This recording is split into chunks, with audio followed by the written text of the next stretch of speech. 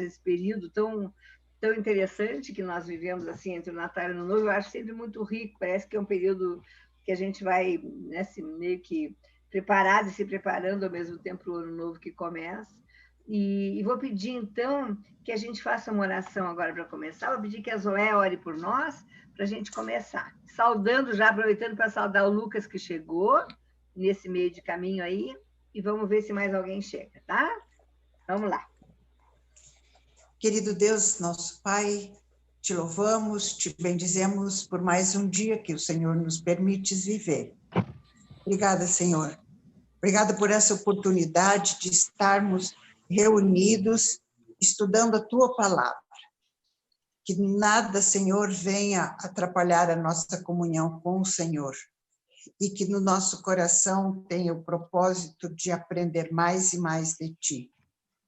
Dá-nos sabedoria sobre a Tua Palavra, de maneira especial, o professor desta manhã, que ele tenha a unção do Espírito Santo e que fale aos nossos corações.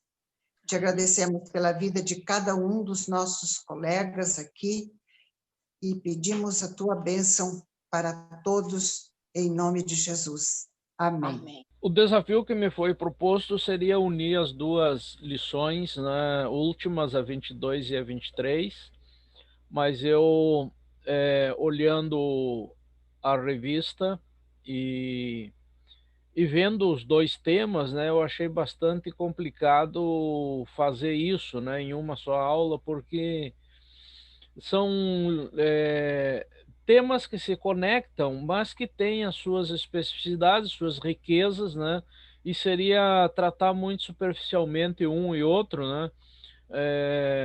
Em uma hora de classe aqui. Então, a 22 é sobre a unidade, né? Igreja unida, não uniforme. E é baseada no texto do Evangelho de João, capítulo 17. A revista indica todo o capítulo, mas eu vou querer destacar apenas alguns versículos para nossa leitura inicial, que é o versículo 20 até o 23. Mas antes disso, eu gostaria de colocar aqui, como eu fiz naquele outro dia que eu tive na aula, né, um pequeno videozinho para a gente aguçar a nossa reflexão aqui. Bom, então, vai passar esse videozinho aí, eu espero que vocês escutem, né? Porque eu acho que eu compartilhei a...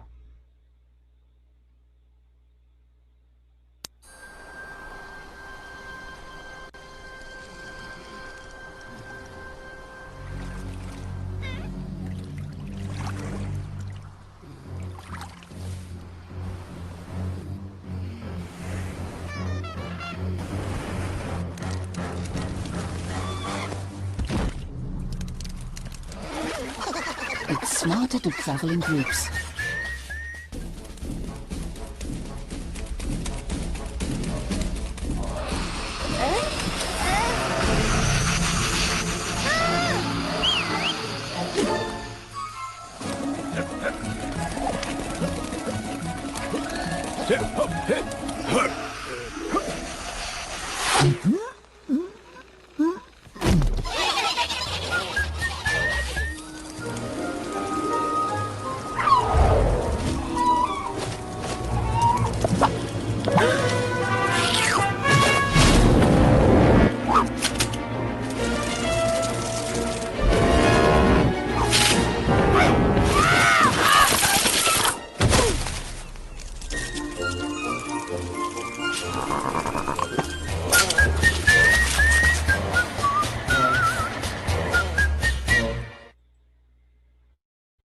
Muito bem, espero que vocês tenham escutado e ouvido aí também a musiquinha, né? Esse vídeo, ele é trabalhado mais na perspectiva da ideia de trabalho em equipe, mas ele serve muito para a gente pensar na unidade. A própria revista do professor é quem traz a sugestão desse vídeo, né? Que a gente vê quando todos estão aí unidos e trabalhando por uma causa comum, né, é muito mais fácil alcançar um objetivo quando todos cooperam, colaboram. Isso está muito presente nos textos do apóstolo Paulo, na ideia da diversidade e do trabalho conjunto, né? da unidade do corpo de Cristo. Né?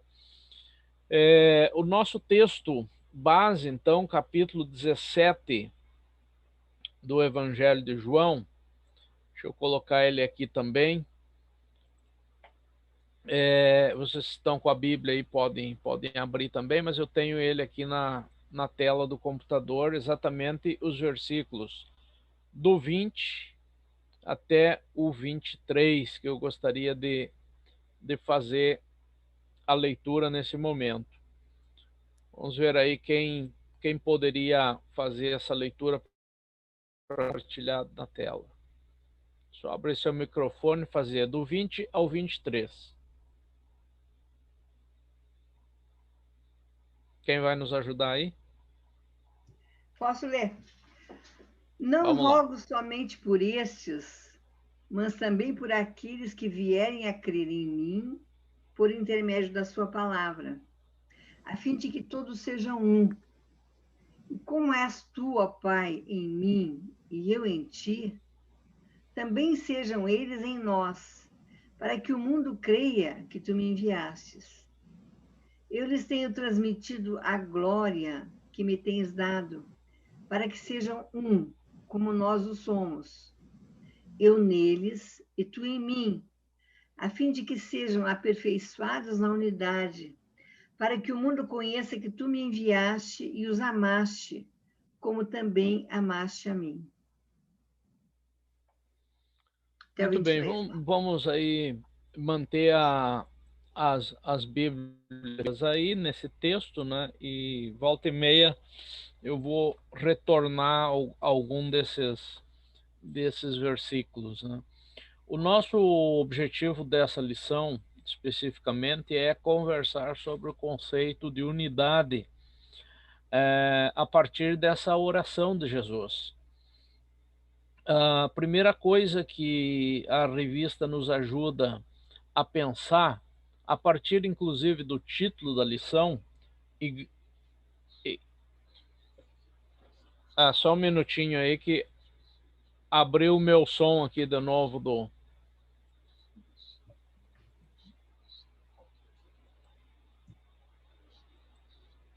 Pronto, ficou ligado ficou ligado o YouTube e ele voltou a projetar um outro vídeo aqui automaticamente. Então, o título da lição já nos remete a uma questão importante quando nós pensamos na unidade do corpo de Cristo, que é a questão da não uniformidade. Uniformidade não significa unidade, é outra coisa. Unidade implica em reconhecimento de diferenças.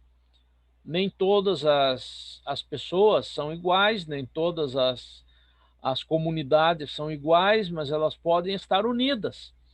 Esse é o grande desafio, né? A diferença da unidade, da uniformidade, ela é, digamos, proposta no próprio conceito bíblico de unidade, né? Quando Jesus chama os seus discípulos, ele chama homens muito diferentes e mulheres muito diferentes. Se nós formos olhar as características dos discípulos e depois apóstolos, né, todos eles tinham características muito diferentes uns dos outros. Né? Tinha até um que era muito nervoso, né, muito colérico e sanguíneo, como o caso do Pedro, né?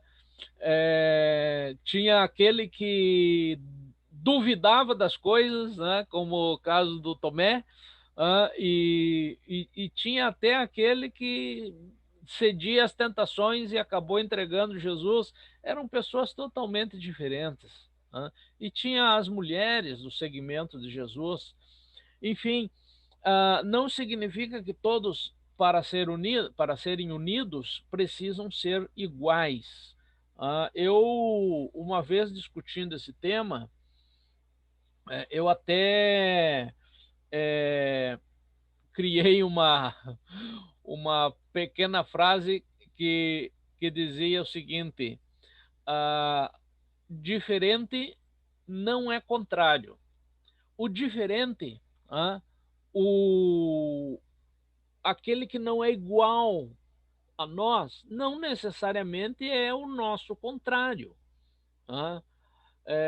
Especialmente num contexto de comunidade, de comunhão. Ele tem dons diferentes, tem habilidades diferentes, tem características diferentes, tem temperamento diferente, e às vezes pode até ter interpretações diferentes em coisas que muitas vezes não são a essência, o essencial.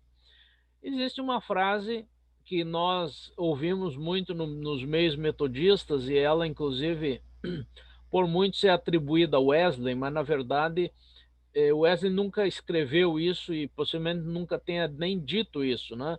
Mas até eu mesmo repetia isso por muito tempo, mas eu descobri num estudo que estava fazendo de uma pessoa que investigou mais a fundo isso, e isso está registrado lá no livro do Richard Eisenhower, O Povo Chamado Metodista. Mas é uma frase, de qualquer modo, muito interessante e que cabe aqui. No essencial, unidade. No não essencial, liberdade. Em tudo, caridade. Em tudo, amor. Claro que, olhando a obra de Wesley, o comportamento de Wesley, bem que ele poderia ter dito ou escrito essa frase, mas de fato ele não escreveu, então não pode ser atribuída a ele. Mas é uma frase verdadeira nesse sentido, né, de alguém que defende unidade naquilo que é principal, naquilo que é de princípio, naquilo que é de fundamento. Isso é importante buscar a conjugação de esforços e de entendimentos. Agora, existem tantas e tantas coisas não essenciais que muitas vezes são o alvo e o objeto das discussões, dos esforços e do desgaste, e acabam dividindo mais do que unindo, né? E não deveria ser assim. Agora, em todas as coisas, o perfil deve ser o amor, né? É o final dessa frase que nós conhecemos. Nos evangelhos, nós vamos encontrar muitas orações de Jesus. Jesus estava constantemente orando, e algumas delas ficam registradas nos evangelhos, como a própria oração do Pai Nosso, a oração lá no jardim do Getsemane, e no evangelho de João, também a oração junto ao túmulo de Lázaro, e esta oração que é alvo do nosso estudo de hoje, que ficou conhecida como oração sacerdotal. Por que oração sacerdotal? Porque era um costume da religião judaica do sacerdote ser o intercessor, o mediador. Ele tinha essa função de interceder pelo povo diante de Deus, junto ao Santo dos Santos, né, no altar do templo. Então, o sacerdote tinha essa função mediadora, né? Mas com Cristo, no cristianismo, o nosso único mediador, nosso único meio de acesso a Deus é por meio do sacrifício de Jesus Cristo. Então, o sacrifício de Jesus passa a ser a mediação para a nossa salvação. E Jesus aqui assume uma postura sacerdotal quando ele ora essa oração, longa oração, que fica registrada no capítulo 17 de João. E ele, de certo modo, ele retoma muitos temas e muitos aspectos dos seus discursos que estão registrados nos capítulos anteriores, desde o capítulo 14.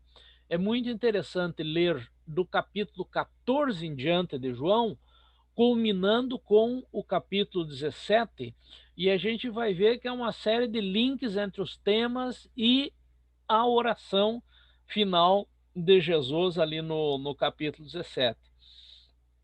Ele trata diversos temas nessa oração, mas o principal desses temas que aqui nos interessa é essa expressão de Jesus pelo desejo de unidade dos seus discípulos e discípulas, que agora é quase que uma oração de despedida, né? Um pouquinho antes da sua crucificação e morte e ressurreição. Então, é um momento de despedida e ele está passando, de certo modo, o bastão da missão para os discípulos que vão constituir a sua igreja neste mundo. E ele quer, e ele deseja, e ele expressa nessa oração o desejo de que todos sejam um nesse novo caminho da igreja e do testemunho da igreja no mundo e da missão, porque só a unidade é que vai aferir, vai dar o aval, né, para que o mundo creia, para que o mundo creia. Há uma outra frase de Jesus muito interessante que se conecta aqui, que vocês vão lembrar que lá, quando ele fala que uma casa dividida não subsiste. A casa dividida não subsiste. Então, um dos objetivos fundamentais da unidade é o fortalecimento, é o fortalecimento e o crescimento do corpo de Cristo. E aqui se liga com o que é chamado por Paulo de o vínculo da perfeição, que é o amor. O amor é o perfil que pode gerar a unidade. O amor envolve todas as pessoas e que, ao mesmo tempo, atinge a cada indivíduo, a cada pessoa individualmente. Isso se dá pelo fato de que, como somos tão diferentes, se nós olharmos só para as nossas diferenças, nós vamos acabar nos dividindo. Mas se nós olharmos para aquilo que é essencial, que é a comunhão uns com os outros nesse corpo de Cristo e a interdependência de uns com os outros, e aqui nos remete aos textos de Paulo, onde ele fala da unidade orgânica da igreja, de como cada membro é importante, e ele usa o exemplo do corpo humano. Os órgãos não são iguais. Cada órgão do corpo, cada membro do corpo tem uma função, tem um design diferente uns dos outros, né? O fígado cumpre a sua função, órgãos do corpo que a gente nem sabe para que estão lá, mas eles têm uma função importante, né? Para que serve o apêndice, né? Então, serve só para inflamar? Não, ele tem uma função. Ele está lá porque ele tem uma função. O pâncreas tem uma função, o coração tem outra. Existe uma anedota, assim, uma pequena historinha que conta que uma pessoa, né, teve um problema ocular, um problema de vistas, né, e foi ao oculista, ao oftalmo, e o oftalmo, então, viu que a situação era difícil de resolver e a única alternativa era receitar óculos. Assim como vários de nós aqui estamos com os nossos óculos. O óculos não vem no corpo, mas ele é uma coisa importante e necessária para nos ajudar quando nossa vista já está falhando. Então, esse senhor, né, saiu feliz com a sua receita de óculos e foi a ótica, né, para fazer os seus óculos. Aí ficou pronto os óculos, ele veio e colocou os óculos, né? Os olhos ficaram muito satisfeitos, né? Porque conseguiram enxergar tudo direitinho, estava bonito. Antes não enxergava bem, estava meio turvo. Mas o nariz se revoltou. O nariz começou a questionar e murmurar e dizer: o que eu tenho que ver com isso? O problema é dos olhos, e por que eu agora tenho que carregar esse peso? E ainda me machuca aqui.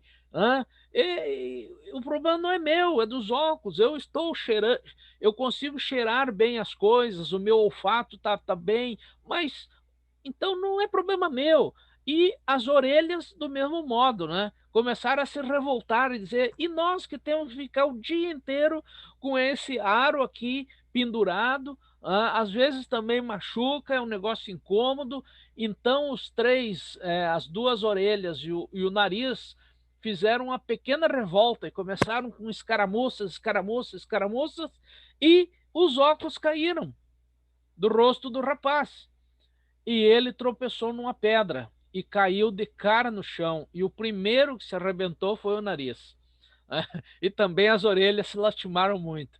Então, eles tinham que ver com isso, né? Mas eles não entendiam que tinham que ver com isso. Parecia para eles algo incômodo adaptar-se a uma situação, né, que eu não tenho nada a ver com isso, não é problema meu. Mas se nós estamos vivendo numa comunidade, num corpo, tudo que ocorre no corpo é problema nosso. Paulo vai dizer, né? Se a mão sofre, o pé tem que sofrer junto também, porque é parte do corpo, né? Se um órgão está mais debilitado, todo o corpo tem que reagir junto para sarar, para restabelecer a saúde. Nós estamos vendo isso agora, infelizmente, com muita dureza nessa pandemia do Covid, né? Muitas pessoas que contraem o Covid, né, e que têm uma ação mais direta nos pulmões, mas o leva para um leito de hospital, para uma UTI, para uma intubação, e depois, às vezes, de um longo percurso, aqueles que, graças a Deus, conseguem superar, muitas vezes precisam fazer reabilitação física, porque não conseguem caminhar, ou porque a musculatura se foi, ou porque afetou outros órgãos do corpo, né? O corpo é um todo, é um conjunto, é em unidade, né? E que se um órgão sofre, todos sofrem juntos. Então eu gosto muito dessa expressão de Paulo nesse sentido, né?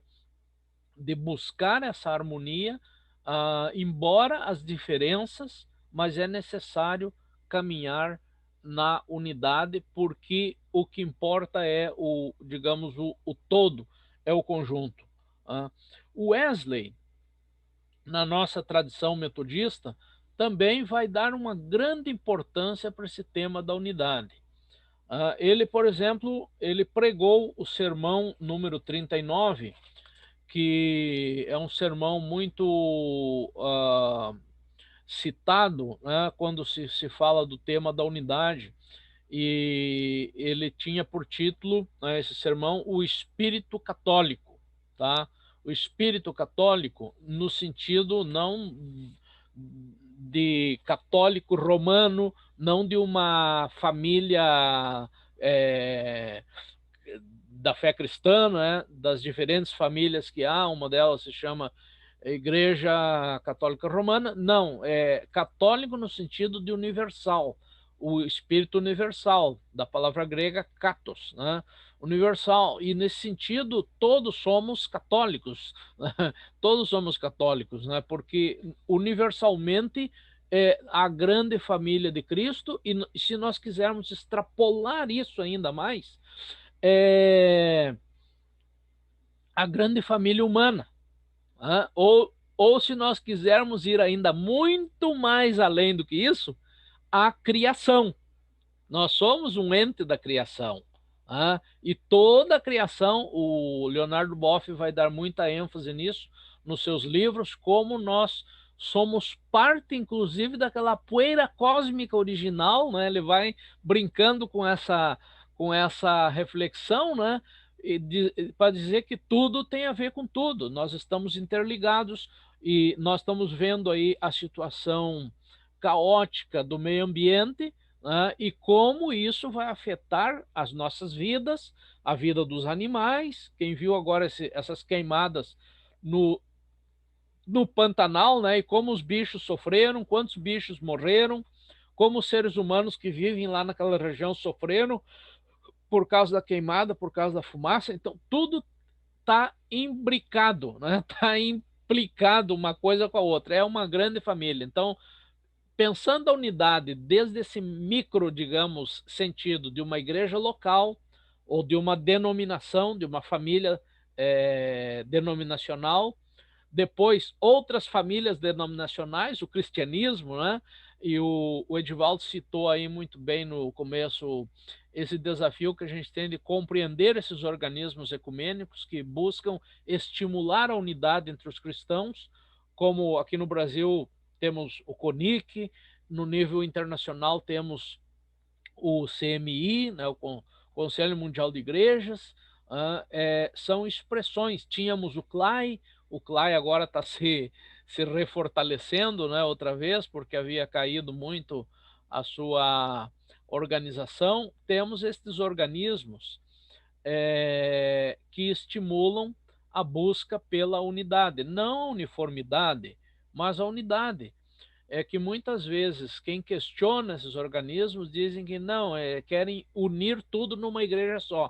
Que bom que seria. Eu digo assim, que bom que seria, que pudesse ser assim. Mas nós temos as diferenças, e as diferenças não são más, não são ruins. As diferenças nos ajudam a compreender melhor o outro, interagir com o outro, e às vezes nas nossas diferenças nós nos encontramos. Quem imaginaria que depois de 500 anos da reforma, o diálogo católico-luterano chegaria a importantes avanços? Quem pensaria que o diálogo metodista-anglicano chegaria a importantes avanços, depois de que o metodismo norte-americano, que é o metodismo que nasce primeiro, se aparta do anglicanismo oficialmente, né? E assim por diante. Agora, se nós quisermos, então, como eu disse antes, pensar num sentido mais amplo ainda, mais macro, nós temos o grande desafio do diálogo entre as religiões, entre as grandes religiões. Existe um fórum, por exemplo, chamado Diálogo das Religiões pela Paz. O que pode nos unir a todos? São questões como essa, a questão da paz. Une a cristãos, une a muçulmanos, une a judeus, une a budistas, confucionistas e qualquer outra religião que tenha um sentido pela vida. Então, o mais importante é nós estarmos dando ênfase nessas coisas que nos unem e não naquelas que nos separam. E o sermão de Wesley 39, o espírito católico, ele justamente vai trabalhar a partir dessa perspectiva. Ele vai examinar o texto lá de 2 Reis, capítulo 10, versículo 15, que é um texto muito interessante, e a frase desse texto de 2 Reis 10, 15, muitas vezes é atribuída a Wesley, como se Wesley fosse quem tivesse cunhado essa ideia e essa frase. Não, ela já vem lá de 2 Reis 10, 15. Claro que Wesley trabalhou muito bem isso no sermão, que quase que ficou vinculado a ele essa ideia. O 2 Reis 10, 15 diz o seguinte: e partindo dali, achou a Jonadab, filho de Recabe, que lhe fez em contradiço. E Jeú o saudou e lhe disse: porventura tens tu o coração reto, como o meu o é, como o teu coração? E Jonadab respondeu: tenho. Então, se assim é, disse Jeú, dá-me a tua mão. Aquela expressão interessante, se o teu coração é como o meu, isso ficou marcado nesse sermão de Wesley. Se o teu coração é como o meu, dá-me a mão. Temos até um cântico que a gente canta sobre isso, né? Um pequeno corinho, como a gente falava antigamente, né? Dá-me a mão e meu irmão serás. É verdade que nós já somos irmãos antes mesmo de dar-nos as mãos, porque o mesmo sangue de Jesus nos resgatou a todos, a todas as famílias confessionais. Agora, o importante é esse desafio: dá-me a mão, dá-me a mão e vamos caminhar junto naquilo que o teu coração é como o meu. Então, esse é um grande desafio. O Wesley trabalha muito bem isso, a grandeza da unidade diante da pequenez das diferenças. Embora a diferença de opiniões ou de formas de culto possa obstar a completa união orgânica, aquilo que eu chamei de uma igreja, uma única igreja cristã, embora essas diferenças possam obstar a união orgânica, deve tal diferença impedir nossa unidade de sentimentos? Pergunta Wesley. Embora essas diferenças teológicas possam obstar essa união orgânica, mas isso é justificativa para que a nossa unidade de sentimentos não exista? É o que ele pergunta. Embora não possamos pensar todos do mesmo modo, não podemos amar-nos uns aos outros de igual maneira? O desafio do amor, outra vez aqui, como vínculo da unidade, né? E ele pergunta ainda: não podemos ter um só coração, ainda que tenhamos diferentes opiniões? Nossas diferenças, de fato, nos permitem exercer diversas funções que são diferentes. Mas o exercício pela comunicação entre os diferentes, aberta, franca, sincera, sem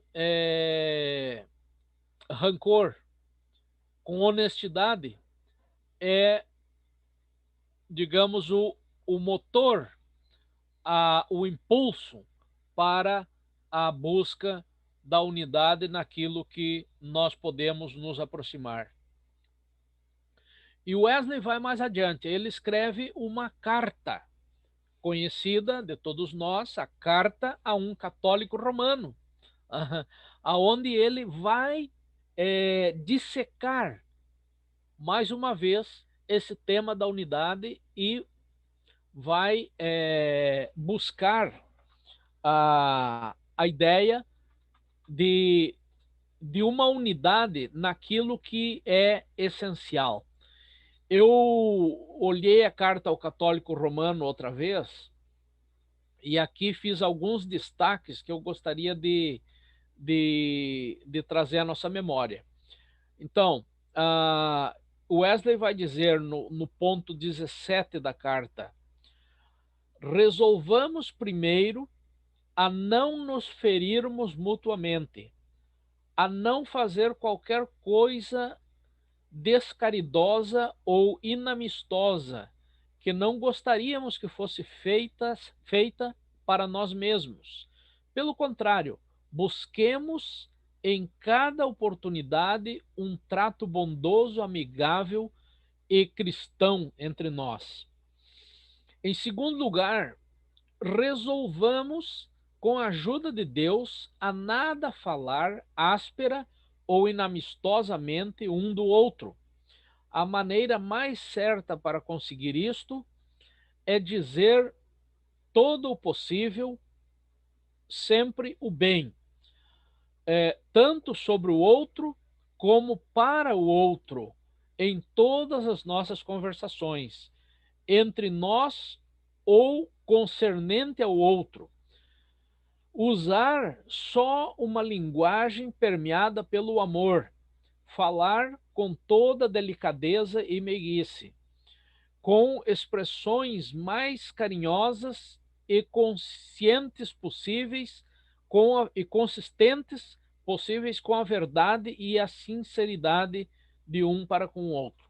Em terceiro lugar, resolvamos nutrir nenhum pensamento menos caridoso e nenhum espírito inamistoso uns para com os outros. Deitemos o machado à raiz da árvore. Examinemos tudo que nasce em nosso coração e não admitamos qualquer atitude que seja contrária ao terno afeto do amor. Esforcemo-nos, em quarto lugar, para mutuamente ajudar-nos sempre, cooperando uns com os outros. Essa carta ao católico romano, que ele escreve em 1749, é uma carta, digamos, universal, né? Não é dirigida propriamente a uma só pessoa, mas é a uma ideia. Então, nessa ideia, vejam só que coisa interessante, né? Como Wesley enfatiza a diminuir o furor, a diminuir a discussão ruidosa, inamistosa, sem caridade, sem amor, e procurar ver aquelas coisas que podem nos aproximar e criar vínculos entre nós. E a principal delas é essa ênfase que ele dá no amor. E vejam aqui que quanto se liga essa ideia da unidade com a lição seguinte, que é a lição do amor. Mas claro que a lição do amor merece um estudo por si só. Agora, dito tudo isto, né, o mais importante é voltar então aqui à oração sacerdotal e ver como o chamamento pela unidade é um chamamento que nós podemos dizer é da vontade de Deus. E eu, quando disse lá atrás que tinha minhas críticas à lição, não é que a lição não esteja boa, a lição está muito bem escrita, muito boa, mas a tendência do texto da lição, se vocês pegarem a revista do aluno, é uma tendência mais para pensar a unidade dentro do nosso microcosmos, né? Da igreja local, ou talvez um pouquinho mais adiante na nossa igreja metodista, né? Mas não pensa essa unidade um pouco mais ampla. E aqui eu sempre gostaria de deixar essa ênfase, né? De que a unidade precisa ser pensada em todos esses níveis, né? E a igreja metodista nos últimos anos tem diminuído um pouco, né, eu diria assim, tem diminuído até muito, né? Esse pensamento da unidade mais além do metodismo, né? A unidade com outras famílias confessionais e, inclusive, esse rechaço, essa forma de rejeitar a presença da Igreja Metodista em organismos ecumênicos que esteja presente a Igreja Católica foi um golpe muito forte, né, nessa questão da unidade. Nós não precisamos concordar com tudo, com a tradição teológica e a tradição católica. Não precisamos, nem eles estão reivindicando isso. Mas olha, se nós olharmos, se nós nos detivermos e olharmos quantas coisas boas nos unem, nós poderíamos seguir caminhando entre todos, entre todas as famílias confessionais. Agora, claro, a lição ela está bem voltada para a ideia de unidade numa igreja local ou numa família confessional. E o propósito da oração sacerdotal do Evangelho de João é nos chamar atenção para esse nível de unidade, mas também para outros níveis. Vejam como Jesus começa a oração, o versículo 20. O versículo 20, para mim, é um versículo muito chave, muito importante, porque ele vai dizer ali no versículo 20: rogo não somente por estes que ele está se referindo é o seu núcleo de discípulos e discípulas, aqueles que lhe estavam seguindo ali em vida. Então, eles não rogo, não intercedo somente por estes, mas também por aqueles que vierem a crer em mim, por intermédio da sua palavra. Por aqueles que vierem a crer em mim, ele estava orando até por nós hoje. Por nós hoje e por outros ainda que vão aderir à fé cristã. E interessante notar que ele estava, então, orando não somente pelos judeus, não somente pelos da sua família, mas ele estava da sua família como ser humano, né? Jesus nasce judeu, né? Ele estava orando por todos, pelos gentios, ele estava orando pelos povos que ainda seriam alcançados. para que todos sejam um. E depois, outro ponto-chave que eu vejo nessa expressão da oração de Jesus está no finalzinho do versículo 21. Para que a unidade? Para que o mundo creia que tu me enviaste, a fim de que todos sejam um, e como és tu, ó Pai, em mim e eu em ti. Então, o perfil, o exemplo, o melhor exemplo de unidade está na relação de Jesus com o Pai, com o Espírito, na Trindade. A Trindade é a melhor comunidade, o melhor exemplo de comunidade. Também sejam eles em nós. Eles quem? Os discípulos, os meus discípulos, sejam unidos conosco. Para quê? Para que o mundo creia. Para que o mundo creia. Para que sejam um como nós somos um.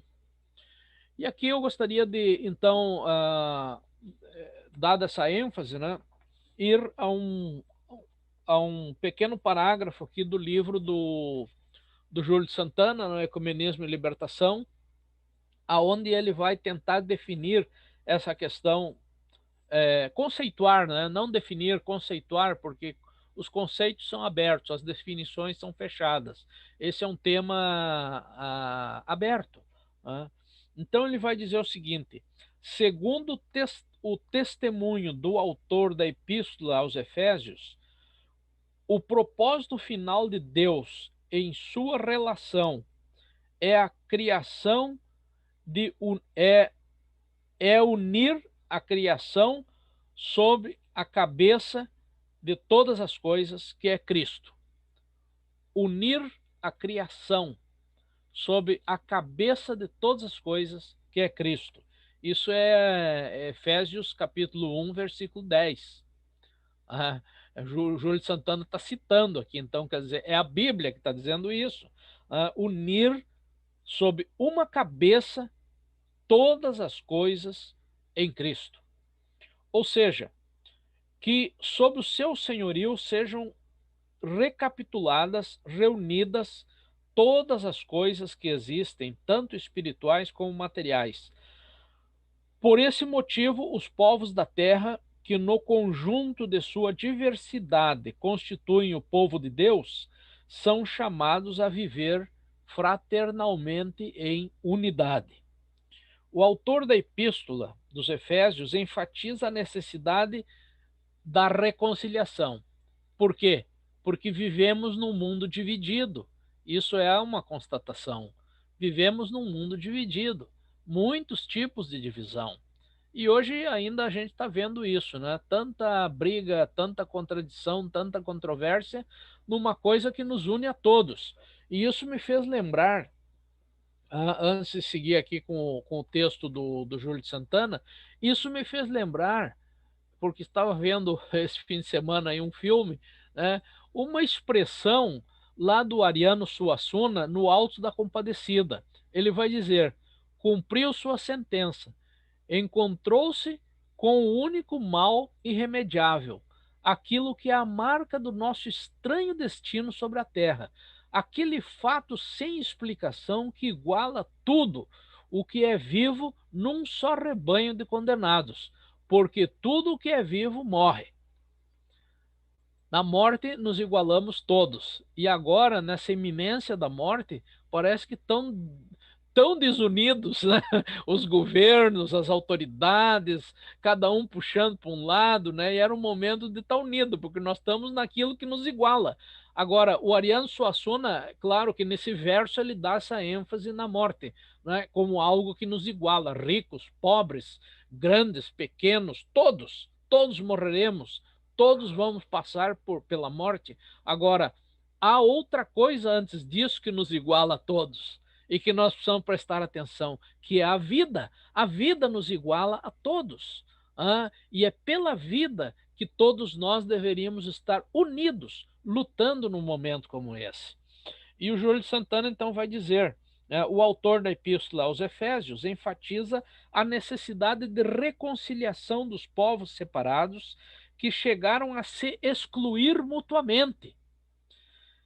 referindo-se às relações entre judeus e gentios que tradicionalmente estiveram tão separados uns dos outros. Chega a dizer que depois da morte e da ressurreição de Cristo, isso já agora é palavra do apóstolo Paulo em Efésios 2, de 13 a 16.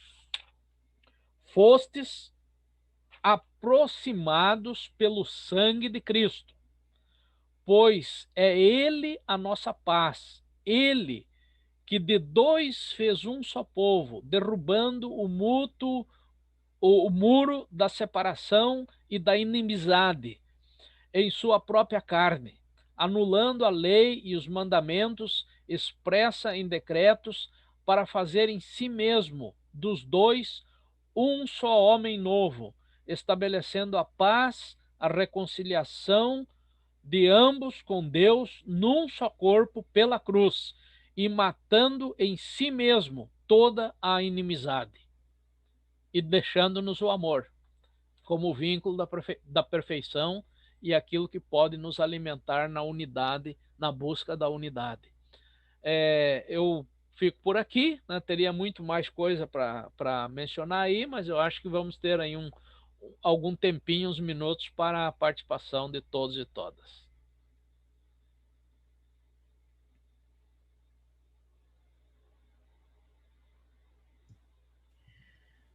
Muito bom, Luiz, que bom, né? É um tema tão denso, né? Eu estava te ouvindo, assim, na densidade do discurso que tu estava fazendo e me dando conta que é um tema mesmo denso, né? A unidade é um tema difícil de entender, porque a gente precisa sair de si, né? A gente precisa olhar para o outro para poder trabalhar a ideia da unidade, de que somos um, né? É muito difícil mesmo. Enfim, mas assim, um belo momento de reflexão para a gente. Eu fiquei muito encantada com a citação do Suassuna, porque eu acho que tu tem razão quando tu diz que a vida é que devia nos unir, o conceito de vida, e ao mesmo tempo que nos une o conceito de morte, né? Nessa perspectiva do que a gente está. Então a gente faz, parece que como humanidade a gente faz uma opção pelo pior, né? Por aquilo que tem menos a oferecer, que é a morte. É muito estranho isso, né? É muito mórbido, assim. Parece que nós fomos criados para o bom, para o melhor, para o bem, para a vida mesmo, na sua dimensão mais intensa, e a gente acaba que nessa caminhada parece que a gente vai fazendo como humanidade uma escolha ao contrário, né? Isso precisa nos fazer pensar muito, a gente precisa pensar, né, muito sobre isso. Eu, às vezes, fico olhando assim para os jovens, para os mais novos, e assim, me dando conta que parece que para eles isso não é um problema, assim, né? A manutenção da humanidade como um todo parece que é uma coisa que escapa, e parece que fica essa coisa do eu comigo mesmo, enfim. É um tema que me faz refletir muito, mexe muito comigo mesmo, assim, né? Mexe muito. Bom, vamos abrir, né? Vamos abrir para nós conversarmos um pouco. Já passamos um evento religioso maravilhoso, que é o nascimento de Jesus, há 2 dias. Estamos sob o impacto, né,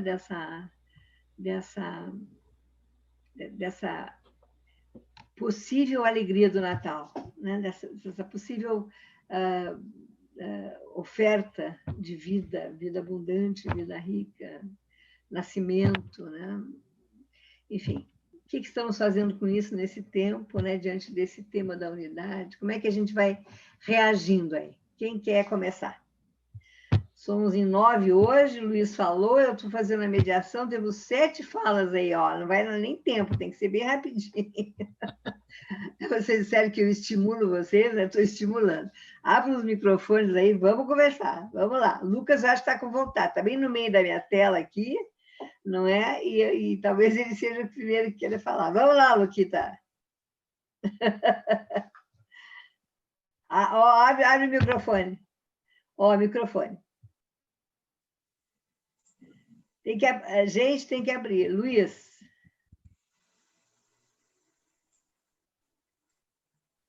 Ó.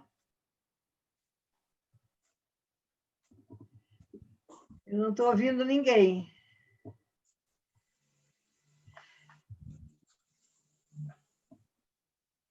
O meu está aberto, né, Rosa? Agora está aberto, agora deu. Luiz, os demais estão fechados. Tá, vai, Zoé. Olha, a revista, para mim, foi um pouco pesada, mas eu fiquei me perguntando em que tenho que respeitar o outro. E agora eu descobri que não é na doutrina, assim, é a doutrina metodista, é algo maior ainda do que isso. E eu rabisquei na minha lição 2 palavrinhas, uma expressãozinha que, para mim, é o fundamental. Respeitando as diferenças. Quando eu respeito isso, Rosa, eu não fico questionando como é que o outro pode ser assim. Ele também tem o direito de fazer a mesma pergunta para mim. Porque se eu acho ele diferente de mim, ele me acha diferente dele. E a hora que eu respeito a diferença dele em relação à minha, a gente pode caminhar. E eu acho que isso é fundamental. E aí, isso só acontece quando eu amo o outro, independente da cor, da posição social, das opções dele, porque a posição social é um item. E quantos a gente tem que pode ser comum? O trabalho, a realização, enfim, um monte de coisa. Eram essas 2 coisas. E 2 palavrinhas. E a outra é que eu amei de paixão a ilustração do óculos lá. Nossa! Não, eu não sabia, e aí veio me enriquecer muito. Quer dizer, eu só penso em mim, no meu nariz. Eu não penso que eu posso segurar alguma coisa para o outro. O olho que se vire, né? A orelha também, eu não tenho nada com isso. Mas, de repente, eu percebi que se eu não der a mão para o outro, eu vou ser muito mais prejudicada do que ajudá-lo. Então, eu achei muito legal. Parabéns. Eu li outro dia uma outra anedota, assim, né? Que quando Deus criou o homem, né, a mulher, vieram os anjos e questionaram, mas que coisa feia isso com essas orelhas aí, né? Podia tirar essas orelhas, deixar mais lisinho, né? Aí Deus diz, não, um dia, no século XX e tal, eles vão precisar para segurar as máscaras. Muito bom. Você também bem. Olha como Deus pensa em todas as coisas, ele é perfeito, né? Ele sabe. Tá bom, Zoé, muito bom. Bom, Luiz. Vamos lá. E aí, quem mais? Agora o Lucas está aqui na minha frente. O Lucas está tão na minha frente que parece que é contigo. O Lucas... liga. Agora sim. Liga. Vocês me escutam bem? Sim. E eu estou com dificuldade de escutar aqui, porque está chovendo muito forte. E tem coisas que tá acontecendo aí, eu estou perdendo. Então, eu não sei, o barulho não está muito, o ruído não está ruim para vocês? Tá. Aqui também está chovendo bastante. Mas dá para ouvir. Oi? Dá para te ouvir. Dá para ouvir? Dá. Bom, sobre essa lição que o Luiz falou hoje, sobre unidade, eu percebo que as divergências maiores são na forma e não no conteúdo, né? Principalmente, às vezes, numa casa ou numa igreja, ou entre as religiões, a forma de se colocar a coisa, de se pensar, que acho que é muito divergente, né? Essa semana mesmo tivemos a minha mulher estava falando com a Bia sobre determinado assunto, e normal em qualquer casal, né? Eu não estava concordando muito com a forma que ela estava colocando a situação, mas com o objetivo eu concordava, claro, em tudo, né? Então eu fiquei quieto, olhando, estava assistindo o diálogo das duas, né? E aí, mais pro final, assim, a Pri falou assim para mim, e você vai ficar parado, você não vai endossar o que eu estou dizendo, né? Eu falei, olha, eu vou endossar, mas só o objetivo, a forma não, né? E aí gerou um pouco de discussão com a gente aqui com relação a isso, né? Então, o respeito, né, e a tolerância, acho que tem a ver muito com a forma de se colocar e de acreditar nas nossas verdades, né? Mais até do que o objetivo. Acho que o objetivo, ele assemelha-se muito entre as religiões, né? Entre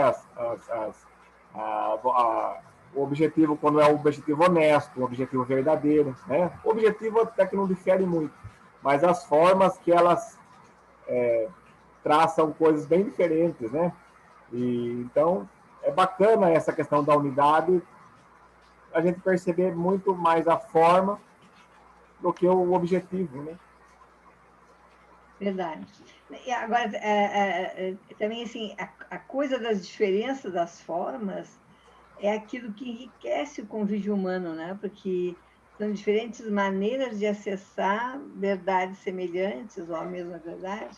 E isso é muito rico, né? Porque isso é muito... isso se ajusta muito ao modo como cada um de nós é, como cada um de nós vê a realidade, sua visão de mundo e assim por diante. Então, assim, às vezes, em nome de uma homogeneização geral, a gente perde essa riqueza da diferença que a Zoé ressaltou tão bem e que é tão interessante porque ela nos enriquece, ela abre outras portas, ela abre outras possibilidades para cada um de nós, né? Isso é É que legal. muitas vezes nós temos uma tendência, né, a não questionar os nossos pontos de vista, as nossas posições que sejam, digamos, diferentes das posições dos outros, né? Então nós achamos que nós estamos com a razão, sempre nós buscamos, né, a autodefesa, né, do nosso ponto de vista, e não abrimos um milímetro sequer para ver em que nós podemos nos conectar com aquilo que o outro tem de diferente, né? Quais são as coisas que poderiam nos unir, né, digamos assim, E ou criar acrescentar janelas para unidade e para crescimento. E até tem aquela expressão, né, de ditado popular que diz que dois bicudos não se beijam, né? Então, de fato, é muito difícil quando dois bicudos, cada um fica na sua posição e não se abre para pensar, bom, mas espera aí, nisso e nisso, quem sabe eu posso considerar, né? E aí ampliar. não vão achar nunca, né, um caminho para um diálogo construtivo e fraterno. E o que o Wesley fala na carta ao católico romano é justamente isso. Acabam só agredindo-se um ao outro, um pugilato que não vai levar a lugar nenhum, né? E muitas vezes esse pugilato é em coisas que não são essenciais. Quer dizer, na verdade, quase que por trás dessa tua análise está assim, falta a percepção do que é essencial em tudo que se faz e tudo que se diz, né? E no próprio diálogo com o outro, que é uma coisa que nós deveríamos ser capazes de perseguir, né? Olha, a chuva chegou aqui agora, está bem forte.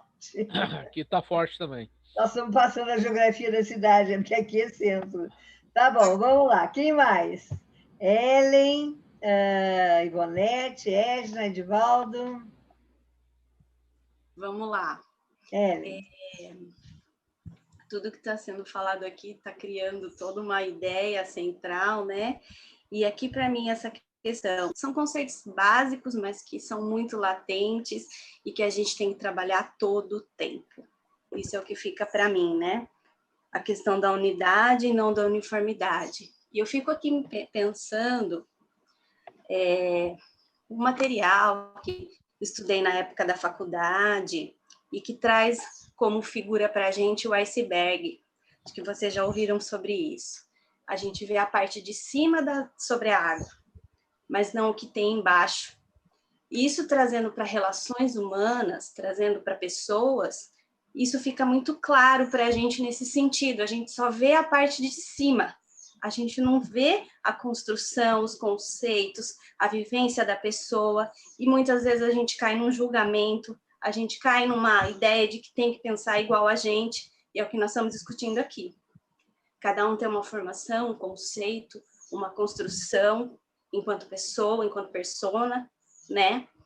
E é um exercício constante que nós temos que fazer.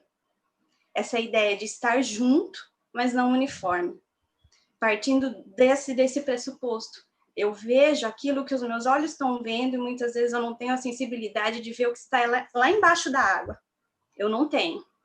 Então, às vezes, a gente cai num erro de julgar ou de avaliar, né? Então, é um exercício que está colocado para nós constantemente. Essa questão de estar unido, mas não uniforme. Então, é bem legal discutir esse tema e que a gente tem que aprender a todo momento isso aqui. É muito interessante. A vida é um processo permanente, não adianta, né? Não acaba, não dá para dizer terminou, né? É bem isso mesmo, né? Legal. Maravilha.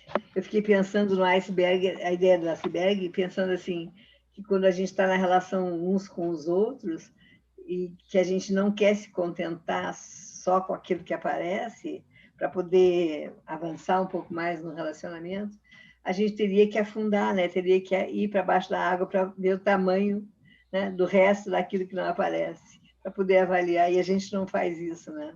A gente fica na periferia. É bem legal isso. Tá bom, vamos lá. Quem mais? Rosa, sobre aquela questão, fiquei pensando se nós optarmos por esse caminho, né, de dar uma olhada aí na teologia do Conselho Mundial de Igrejas, né, na missiologia, enfim, que o Conselho estimula, uma pessoa que talvez a gente pudesse contar e convidar seria a Magalina Cunha. Ela foi representante da Igreja Metodista do Brasil por muitos anos no CMI. É verdade. Eu acho que ela teria essa disponibilidade, né? Eu acho que com tempo, assim, dá para a gente tentar um domingo pela manhã aí para ela ter uma conversa conosco sobre CMI, né? Bem legal, super ideia. Vamos voltar a isso no finalzinho. Vamos lá, para ir caminhando agora na direção da revista, da lição mesmo, né? Ivonete não falou, não sei se quer falar, Edna não falou, Edivaldo não falou, se quiserem, vamos falar. E a gente pode amarrar um pouco o conteúdo de hoje, e aí já aproveitar esses momentinhos finais para pensar a proposta, então, para janeiro, né? E a lição 23, que a gente não trabalhou. Quem quer? Edivaldo? Vai. Sim. Tá bom, eu acho que, como a Rosa diz que a fala do Luiz teve uma densidade no discurso, queria retomar essa ideia e, ao mesmo tempo, dizer da beleza, né, junto com a densidade. Acho que foi a exposição por si, ela já nos apresentou muito, né? Enfim, eu acho que ao ponto de Wesley que você traz, nesse sentido, o gênio de Wesley é atualíssimo, né? No século XVIII, ele já antecipava as grandes questões que nós vivemos hoje. Acho que aí está a genialidade da teologia wesleyana e a riqueza dela, né? Acho que esse é um ponto. Eu acho que outro ponto que eu gostaria, assim, talvez de pôr enquanto uma questão para a gente pensar, vai nessa perspectiva que a Ellen começou a abrir na exposição dela. Porque a gente poderia trabalhar a metáfora do iceberg e pegar a ponta, né, aquilo que a gente vê, aquilo que a gente não vê do iceberg, mas a gente poderia pegar também o oceano onde o iceberg está, que a gente não vê também, que é muito mais amplo, né? Quer dizer, às vezes a gente só fica na metáfora do iceberg e a gente não vê a grandeza do oceano, que é a própria grandeza da realidade, né? Que é muito mais que o próprio iceberg, né? Quer dizer, e senão a gente fica focado, né? Eu acho que você abre uma... Mas o que eu queria pôr assim como uma questão para a gente pensar é que na construção desse discurso todo que o Luiz faz, e que ele é decisivo, nós não podemos negociá-lo, tem um problema que eu acho que é muito uma marca do nosso tempo, né? Que a gente está num tempo onde há uma singularização de todas as coisas, né? De todas as coisas, né? Então, a diferença ela vai se tornando muito complexa, em todos os sentidos. E a questão da diferença, ela é muito maior do que a gente imagina, para pegar a ideia do oceano, onde o iceberg está. E a gente tem vivido um horizonte ainda, pelo menos no mundo ocidental, de uma visão assim muito individualista, muito fechada, né, que é a marca do nosso tempo. Então, vencer os condicionamentos do individualismo e vencer os condicionamentos psicológicos que nos constituem, isso é uma questão muito, muito delicada, porque é isso que tem gerado, na verdade, para pegar aquela expressão no essencial unidade, a gente tem lidado com aquilo que não é o essencial, né? Então, se a gente pega, por exemplo, o universo das redes sociais, o que circula é o não essencial como mais fundamental. E aí a gente tem uma dificuldade enorme de fazer esse reconhecimento da complexidade da realidade, né? A gente vê uma simplificação da realidade, em última instância. Então, parece que a gente precisaria construir uma chave antropológica, uma chave psicanalítica, né? Eu estou dizendo psicanalítica porque a psicologia, ou as psicologias hoje, elas viraram uma certa ciência do ajustamento das pessoas, né? Uma certa ortopedia do eu, né? Isso que as psicologias fazem. E esse é um problema, né? Quer dizer, então, e a gente tem isso presente em todas as nossas realidades, né? Quer dizer, a gente vê um psicologismo invadindo o mundo das igrejas, né?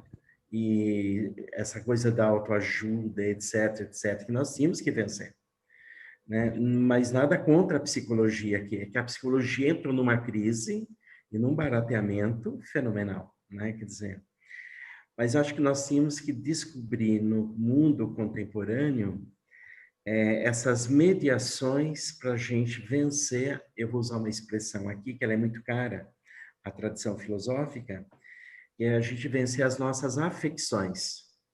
Nós somos muito presos às nossas afecções, aquilo que nos afeta, né? Quer dizer, nós somos afetados o tempo todo.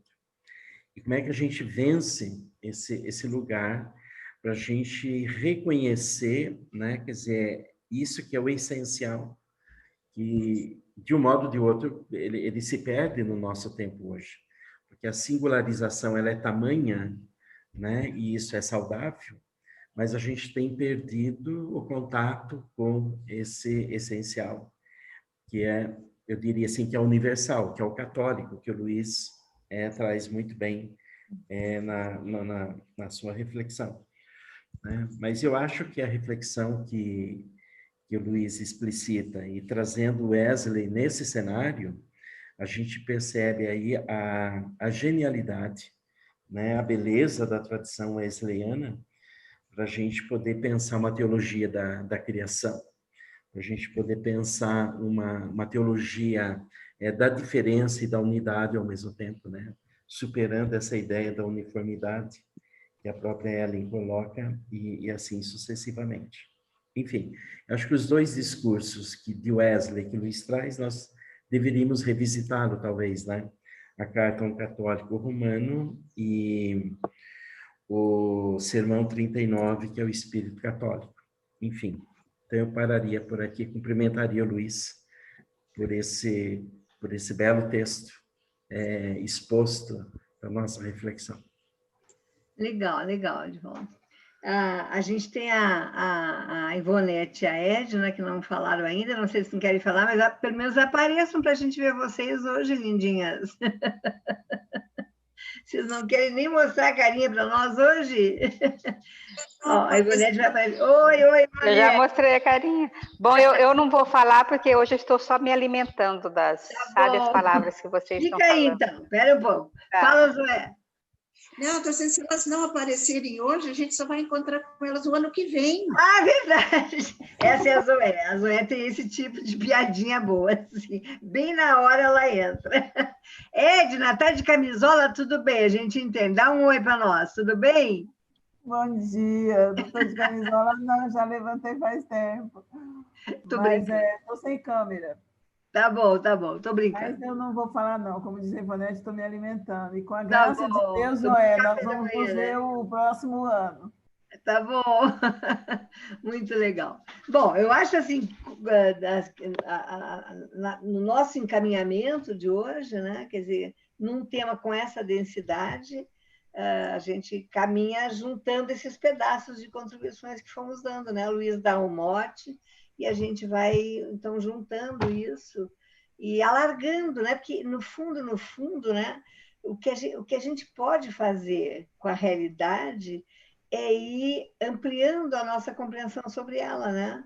A totalidade dela ela nunca entra na gente, mas, assim, na sua estrutura lógica, mas nós vamos, assim, cada vez que a gente pensa, para, reflete, discute, lê um texto, reparte uns com os outros, nós vamos, parece que desdobrando. Eu tenho a sensação que a realidade para mim é um papel amassado que está na minha frente, que cada vez que eu penso, reflito, troco figurinha com alguém, eu vou meio que desamassando para, né, ter um todo. Eu acho que é um pouco linear a minha visão, mas é um pouco isso assim, que eu fico pensando. Então, acho que a gente faz isso, né, cada domingo. Fez isso hoje e é muito legal. Então, assim, fico feliz, agradeço para o Luiz. Inclusive, essa aula de hoje era minha, o Luiz lá atrás se ofereceu para dar, porque eu estava naquele processo da cirurgia, eu agradeço muito, porque agora estou me recuperando mais, enfim. E a gente pode até pensar... Então, assim, para encaminhar, que nós temos que pensar nesse mês de janeiro. Eu estava pensando assim, Luiz, tem essa lição 23, que a gente praticamente não tocou, e talvez nós dois, eu pudesse te ajudar um pouco, e a gente pudesse dar conta dela na semana que vem, quem sabe, assim... se tu não pudesse fazer sozinho, porque tu já desse uma lida nela e tudo. A gente podia dar esse acabamento, fazer essa retrospectiva. Para mim, não seria difícil fazer a retrospectiva com as lições, porque como eu organizei toda a estrutura da revista no início do semestre, isso para mim é muito claro. Eu poderia começar fazendo isso na semana que vem, para recuperar para todos nós essa parte das relações, das lições entre si, e tu seguir depois com o tema. A gente pode conversar isso depois, assim. Tá bom. Não, tá certo, já ficamos acertados, sim. É? Então tá bom. Depois a gente pode só combinar detalhes, mas eu te ajudo a fazer isso na retribuição de hoje, que era a lição era minha. E aí pensei, eu gostei dessa tua ideia da Magali. Eu não tenho contato da Magali assim pessoal. Eu não sei se tu tem, se tu poderia fazer isso com ela, né? Quem sabe se no próximo domingo, que é dia, deixa eu ver, eu acho que é 4 e 11 de janeiro. Eu não posso assegurar que ela possa no domingo, que acho que a gente tem que dizer para ela aí, em janeiro, algum domingo que você possa e tal, porque ela também tem muito, não sei se não está de férias e tal, tem muito compromisso, ela escreve, viaja e dá assessoria. Agora, o que a gente podia fazer, Luiz, é assim, tu tem esse livro, eu também tenho esse livro do Júlio de Santana, talvez, eu não sei se o Edivaldo tem, acho que não, mas a gente poderia, quem sabe, pensar assim, preparatório para a Magali, pegar, porque tem um capítulo nesse livro que é um pouco a história do CMI, né? Então, a gente podia distribuir esse texto para o pessoal aqui, como a gente faz com as lições, a gente pode fazer com esse capítulo e distribuir. Então, por exemplo, se no segundo domingo, se a Magali não pode, a gente pode estudar esse capítulo e trocando figurinha aqui, todo mundo lê, a gente vai... Porque mesmo nós, protestantes, não temos um conhecimento tão profundo, muitos de nós, do que é o Conselho Mundial, do que foi fundamentalmente quando foi criado, né?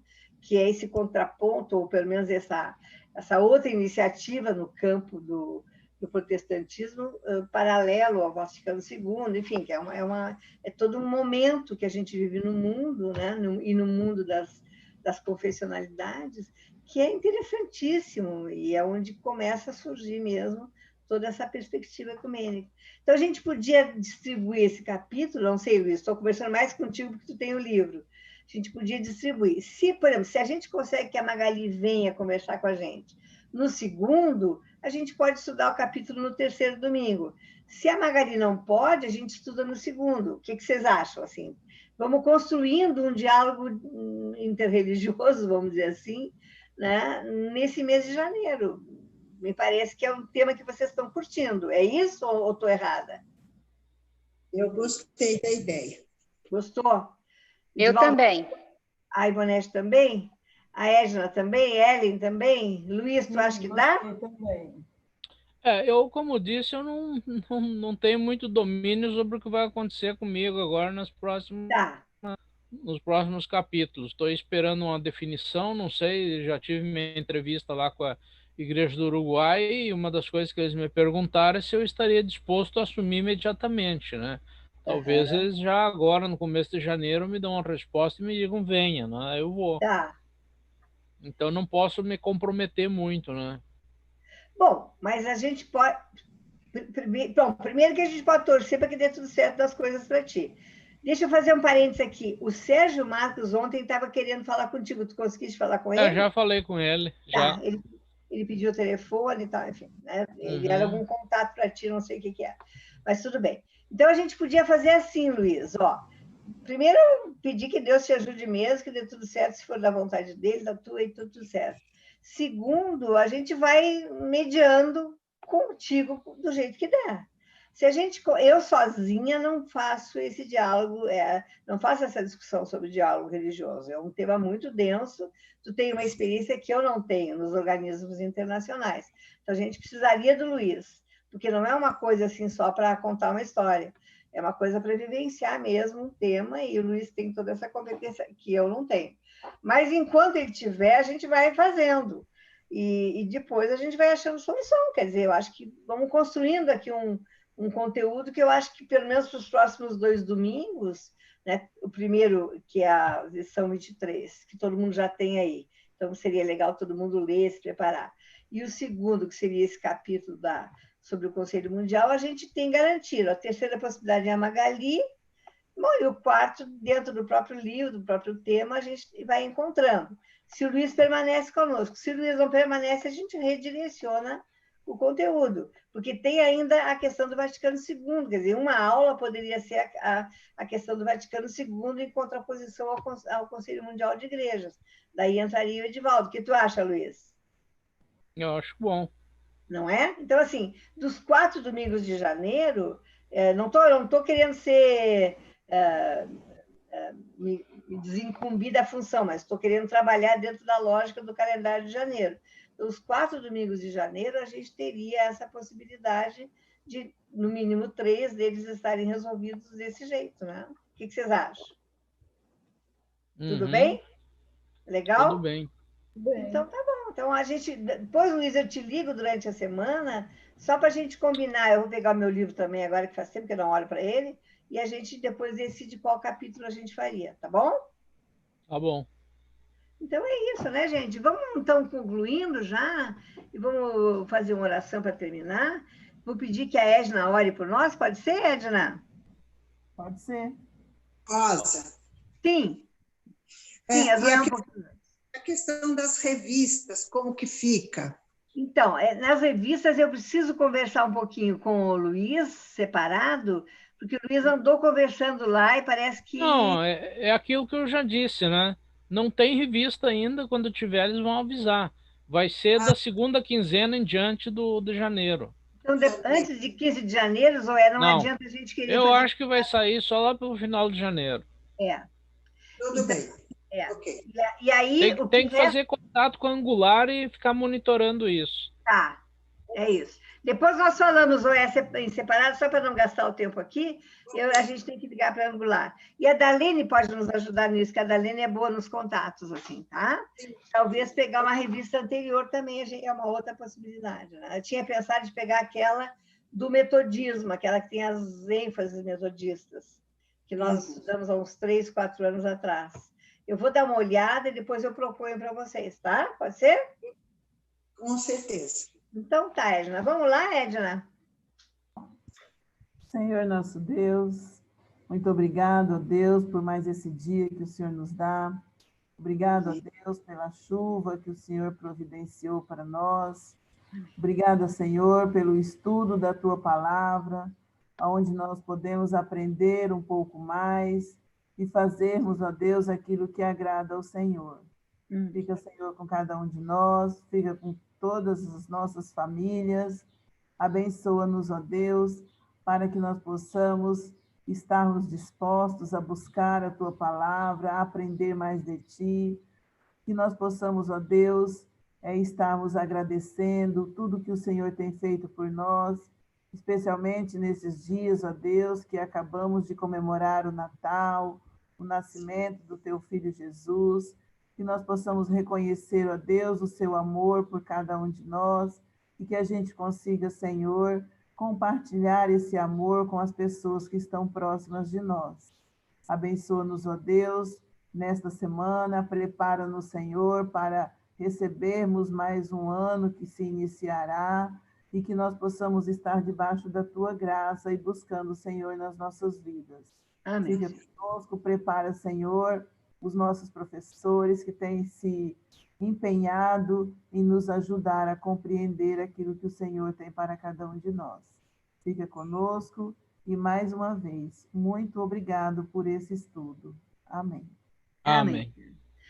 Bem, queridos, então uma boa semana para todo mundo, né? Um bom período de Natal, uma boa entrada de ano, que a gente só vai se ver agora no próximo ano, não é?